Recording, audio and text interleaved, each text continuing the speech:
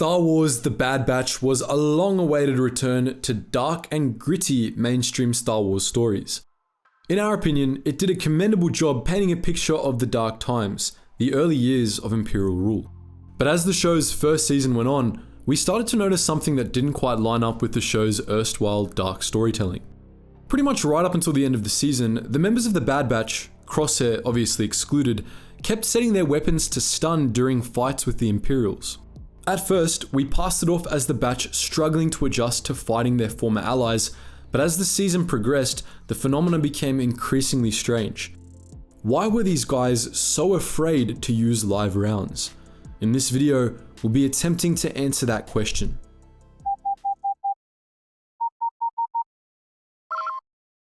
Attention, Sergeant on deck! Earlier in the season, we thought this question had a simpler answer. For the most part, in battles against the Imperials, the Bad Batch was up against other clones. These were men they had fought alongside for years, and who they knew were in many cases unwilling servants of the Empire. The series premiere saw one of their own, Crosshair, side with the Imperials due to the effects of his inhibitor chip. Thus, it makes sense that the Batch would be a bit more merciful toward the other clones. They knew the clone stormtroopers were going through the same thing their own brother was experiencing, after all. But that explanation soon fell apart because it wasn't just clones that the Batch were stunning. On Raxus Secundus, they used stun rounds against a recruited Imperial officer, a willing servant of the Empire, something that came back to bite them in the ass when she woke up. They had no reason to show mercy toward her. Hell, she was about to subject the person they were on planet to rescue to torture. Killing her would have been more than justifiable, so why didn't they? This became even more puzzling when the TK troopers were introduced.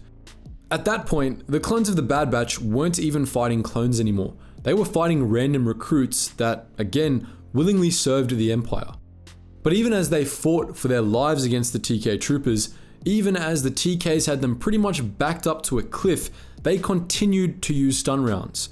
The members of the Bad Batch were well aware that TK troopers weren't clones, and they were well aware of just how much danger they were in. It's absolutely baffling then that they continued to shy away from shooting real bolts. That last example was complicated even more by the end of the episode when Wrecker joins the fight. Unlike his pathetic brothers, this absolute Chad opted to actually put his blaster to good use, unleashing a much-deserved hail of fire against the TK troopers and clone commandos alike. This makes the whole thing even more perplexing, especially since Wrecker, unlike the other members of the Bad Batch, had no idea he was shooting at recruits instead of clones. Furthermore, the Bad Batch is supposed to be a commando unit.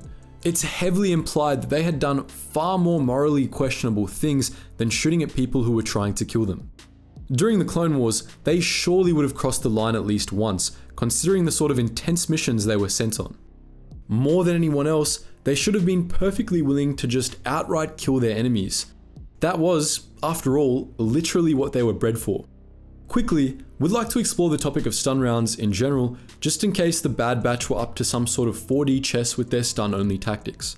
Stun settings were built into most blasters, and some blasters were stun-only. On a stun setting, blasters would fire rings of blue light, which would incapacitate the target upon impact. Most stun bolts worked by overloading the target's nervous system, forcing them into a state of unconsciousness. There was a degree of variance in the effects of stun bolts. Most simply caused targets to fall unconscious, but others were known to induce a catatonic state, while others paralyzed the victim but left them conscious. The effects of stun bolts could wear off in anywhere from 10 minutes to a few hours, depending on the intensity of the bolt. Most victims of stun blasters didn't suffer any severe reactions, only experiencing a brief bout of nausea, aches, and dizziness after waking back up. There were rarer, more severe side effects of being stunned, however. High-power stun shots could induce heart palpitations, while members of some species could actually be killed by high-power stun shots in the right circumstances. Additionally, though as far as we know this wasn't something that the Bad Batch had to worry about, stun bolts were likely to cause miscarriages in pregnant beings. All of that is interesting, don't get us wrong, but it doesn't provide a justification for the Bad Batch using stun settings on their blasters. We can confirm, by the way, that they weren't using dedicated stun blasters. They were seen using their weapons normally in other scenarios. The only possible logistical answer we could come up with is that the Bad Batch wanted to preserve blaster ammunition by using the stun setting, but since blaster packs were cheap and could be found everywhere, we somehow doubt this was the case. We also can't blame the Bad Batch's use of stun blasters on Disney trying to sanitize the show. If the Bad Batch could show Crosshair summarily murdering people and imply that stormtroopers burned civilians alive, they could show the Bad Batch gunning down a few clones or TK troopers too. The exclusive use of stun rounds doesn't sanitize the show at all, and since it's consistent throughout the show, we can rule out interference from Disney execs completely. There is no out-of-universe explanation for this one. The answer to our question has to be part of the story somehow. Since there is no logistical reason for the Bad Batch's use of stun bolts, there has to be a moral reason. Perhaps they believed their Imperial enemies deserved mercy. If so, however, that would be a really strange change of pace for them, especially since the Imperials obviously didn't deserve that mercy. They were well aware that the Empire was doing evil things, including the wholesale slaughter of civilians. Imperials, especially those that signed up to join the Empire willingly, absolutely deserved to die without question. The Bad Batch wouldn't have been strangers to the idea of people deserving to die either. They were commandos after all. Their whole purpose was killing people who deserved it. But perhaps that's the answer to our question. Perhaps it's been staring us in the face this whole time.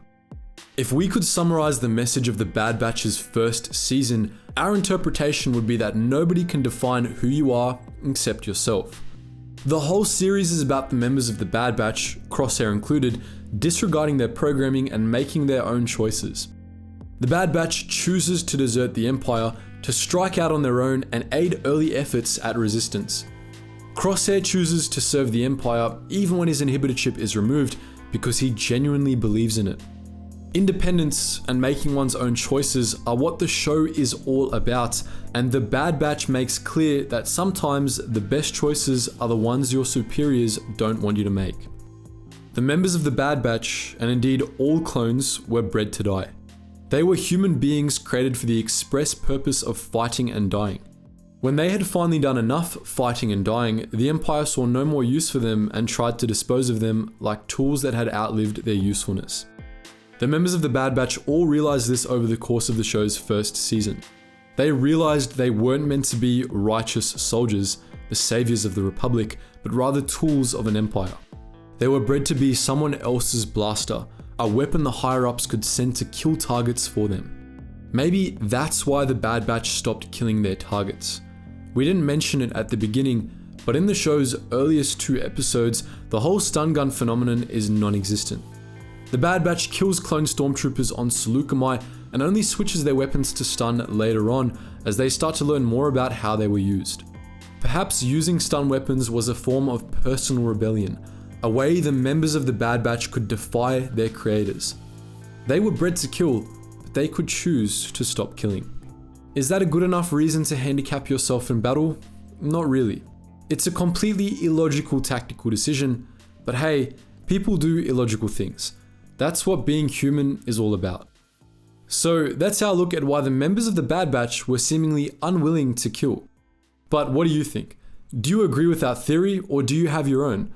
Let us know all that and more in the comment section below. And as always guys, thank you so much for watching, and I hope to see you in the next video.